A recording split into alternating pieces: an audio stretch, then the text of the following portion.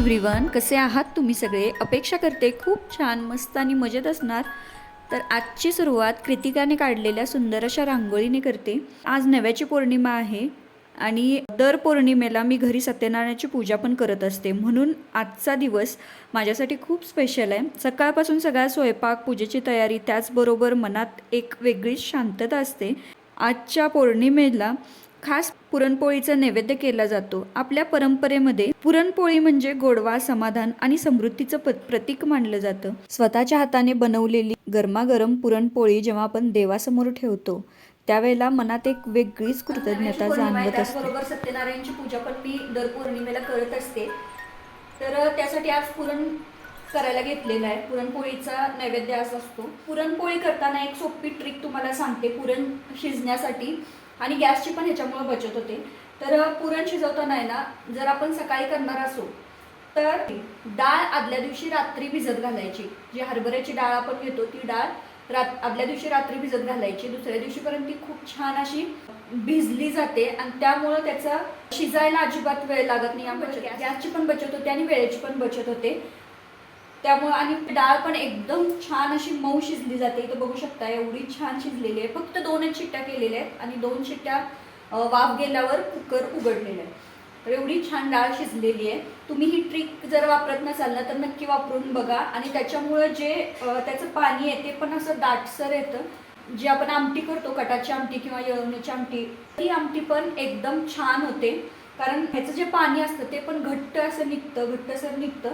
त्यामुळं आमटी पण छान होते. ही ट्रिक वापरून बघा आणि वापरली तर मला कमेंटमध्ये सांगा कशी वाटली. चला आता हे करायला घेऊया. गूळ सुद्धा चिरून ठेवलेला आहे, असं खिसून ठेवलेला आहे. इथं कणिक वगैरे मळून ठेवलेली आहे.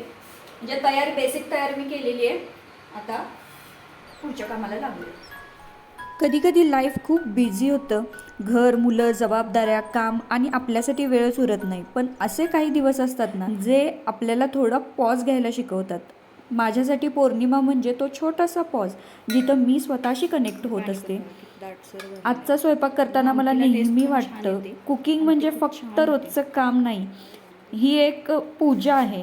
प्रत्येक पदार्थ प्रेमाने बनवला की घरात पॉझिटिव्ह एनर्जी आपोआपच येत असते. भाजी कापताना, फोडणी देताना, प्रसाद बनवताना सगळं तुम्ही यामध्ये मनापासून साखर सुद्धा वाटतं. घालू शकताय. म्हणजे अर्धी वाटी गूळ आणि अर्धी वाटी साखर, यामुळे पण पोळ्या अजिबात फुटत नाहीत. मी शक्यतो साखरेचा वापर करत नाही पोळीला, त्यामुळे गूळच मी घालून घेतलेलं आहे. तर हे मिक्स करायचं आणि छान हे शिजवून घ्यायचं.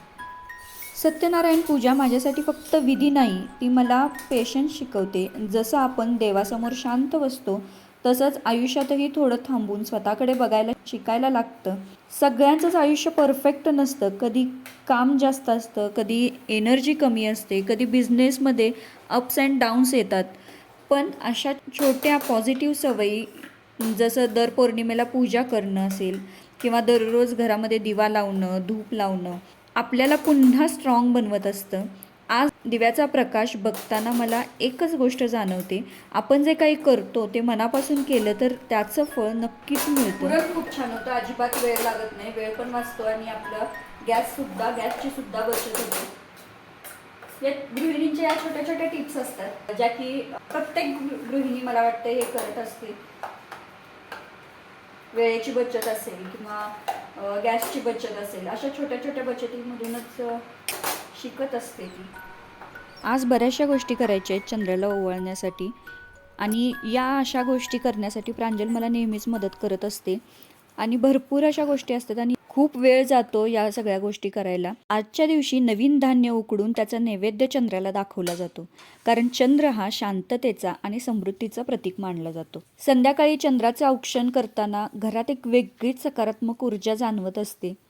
पौर्णिमेच्या दिवशी आपल्या परंपरेनुसार कणकेचे दिवे, मुटके, मोदक, फळं अशा अनेक छोट्या छोट्या गोष्टी प्रेमाने तयार केलेल्या असतात आणि प्रत्येकाच्या घरातल्या पद्धती या खूप वेगवेगळ्या असतात. तुमच्या पण घरामध्ये ही पद्धत आहे का? तुमच्या पण घरी या पद्धतीनं हे सगळं बनवलं जातं का? मला कमेंटमध्ये नक्की सांगा. प्रत्येक पदार्थामागे एक श्रद्धा आणि संस्कार दडलेला असतं. बऱ्यापैकी माझा स्वयंपाक आवरून झालाय, फ्रेश झाले आणि पूजा वगैरे मांडून ठेवलेली आहे. कहाणी वाचून आरती करायची आणि आज नव्याची पौर्णिमा आहे, त्याचं पण सगळं करून झालेलं आहे माझी पूजा. तर मी बॅक कॅमेरानं तुम्हाला दाखवते पूजा कशी मांडली ती. मला नेहमी असं वाटतं या छोट्या छोट्या परंपरा फक्त विधी नाही आहेत, त्या आपल्याला आपल्या मुळाशी जोडून ठेवतात. त्यामुळं या सगळ्या परंपरा मी नेहमी पाळायचा प्रयत्न करत असते.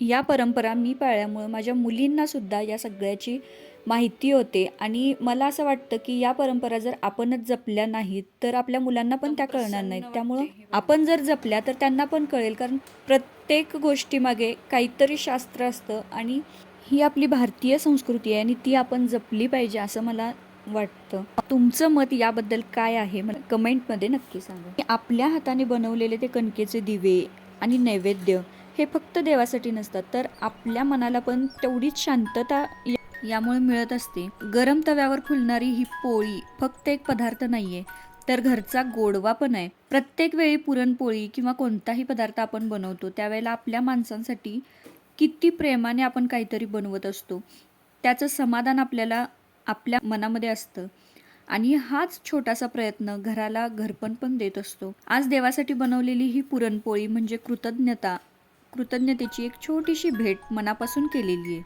स्वयंपाक करताना मला नेहमी वाटतं आपली पण लाईफ अशीच असते ना, कधी तिखट, कधी गोड, कधी साधी, पण सगळं बॅलन्स केलं की चव येते. आजच्या पूजेसाठी बनवलेली प्रत्येक गोष्ट, प्रत्येक पदार्थ म्हणजे देवाप्रती आणि आपल्या कुटुंबाप्रती प्रेम व्यक्त करण्याचा एक छोटासा मार्ग. आता प्रत्येकाचंच आयुष्य इतकं बिझी झालं आहे, पण या बिझी आयुष्यामध्ये असे क्षण मिळाले की मन आपोआपच शांत होतं. एक पॉझिटिव्ह एनर्जी आपल्यामध्ये येत असते. त्यामुळं देवाप्रती कृतज्ञता व्यक्त करण्याची संधी आपल्याला या निमित्तानं मिळत असते आणि ती आपण व्यक्त केली पाहिजे असं मला मनापासून वाटतं. या दिव्यांचा, आरतीचा प्रकाश आणि मंत्रांचा आवाज हे क्षण मला खूप शांत करतात, प्रसन्न करतात. दिवसभर कितीही धावपळ झाली असली तरी देवासमोर बसलं की मन आपोआपच शांत, प्रसन्न होतं आणि एक पॉझिटिव्ह एनर्जी माझ्यामध्ये येत असते. आजच्या पौर्णिमेला एकच प्रार्थना करते, आपल्या सगळ्यांच्या आयुष्यात समाधान आणि सकारात्मकता कायम राहो, कारण श्रद्धा हीच आपल्याला पुढे चालत राहण्याची ताकद देत असते. तर आजचा व्हिडिओ तुम्हाला कसा वाटला मला कमेंटमध्ये नक्की सांगा. व्हिडिओ थोडा जरी आवडला असेल तर व्हिडिओला एक लाईक नक्की करा. चॅनलवर तुम्ही नवीन असाल तर चॅनल सबस्क्राईब करा. पुन्हा भेटू अशाच एका छानशा इंटरेस्टिंग व्हिडिओसोबत. तोपर्यंत खुश राहा, आनंदी राहा आणि स्वतःची काळजी घ्या. धन्यवाद.